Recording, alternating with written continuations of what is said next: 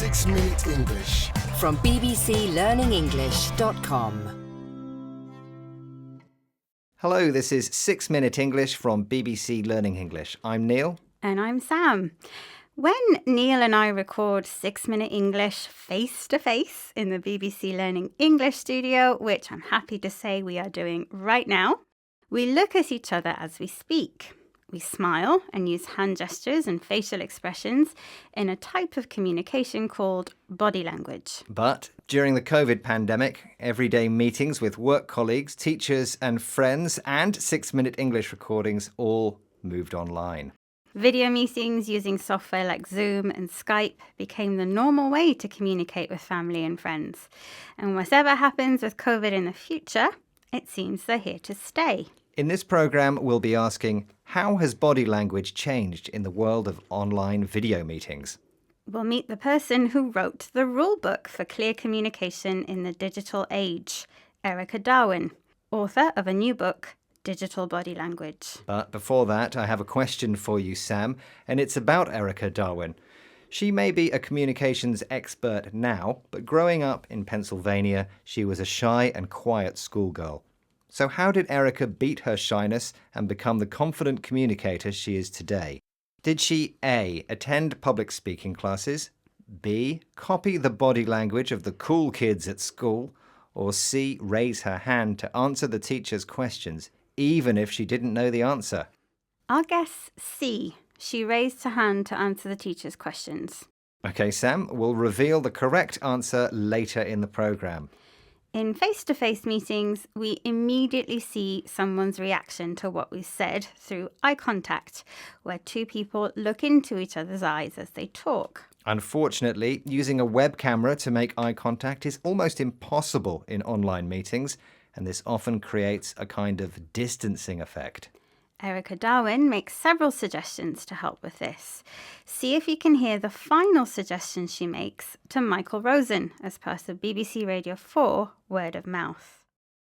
And last but not least, slow down. Remember when it was completely normal to have a 1-minute pause in a room with one another because we knew we were thinking and brainstorming. If we don't hear someone speak on video, we ask them if they're on mute. Practice what I call the 5-second rule. Wait 5 seconds before speaking to make sure individuals have time to process the ideas, especially if there may be technology or accessibility issues. Did you hear Erica's last piece of advice, Neil? Yes, she recommends slowing down, something we do naturally face-to-face when we're thinking or brainstorming. That's discussing suggestions with a group of people to come up with new ideas or to solve problems. Slowing down gives us time to process new information, to understand it by thinking carefully and reflecting on it. Erica compares online body language to learning a new language. It takes practice, especially when it comes to smiling and laughing, something Michael Rosen finds hard to do in video meetings. Listen to him discussing this problem with Erica Darwin for BBC Radio 4's Word of Mouth. Do you think it's killing off people laughing and smiling in the way we do when we're all together in the live situation? I would say that it is much less likely that we laugh and smile on camera for a few reasons. Number one, laughing is often done in unison, where we can quickly pick up the energy of someone smiling or laughing and feed off of that and laugh ourselves. When it comes to screen delays, the fact that it's not natural to see our own camera, being distracted by that, we are much less likely to laugh and smile. One of the ways we can overcome this is by creating intentional moments in our meetings for the water cooler effect.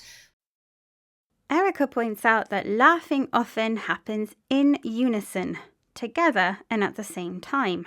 Yes, if someone starts laughing, it makes me laugh too. She also thinks it's important to make time for employees to chat informally about things unrelated to work, their weekend plans or last night's TV show. And she uses the expression, the water cooler effect, which comes from the United States, where office workers sometimes meet at the water fountain to chat. So the water cooler effect refers to informal conversations that people have in their office or workplace, maybe in the lift, the office kitchen, or if there is one, by an actual water cooler. Erica Darwin seems very comfortable communicating online. but she's had lots of time to practice since her school days. Ah, yes, Neil. In your quiz question, you asked how Erica conquered her shyness at school. I guess that she raised her hand to answer the teacher's questions. It was a good guess, Sam, but the correct answer is B. She copied the body language of her cool teenage classmates, so probably lots of rolled eyes and slouching. Okay, let's recap the vocabulary from this program about online body language, non-verbal ways of communicating using the body. Eye contact is when two people look at each other's eyes at the same time. Brainstorming involves a group discussion to generate new ideas or solutions. When we process information, we think about it carefully in order to understand it.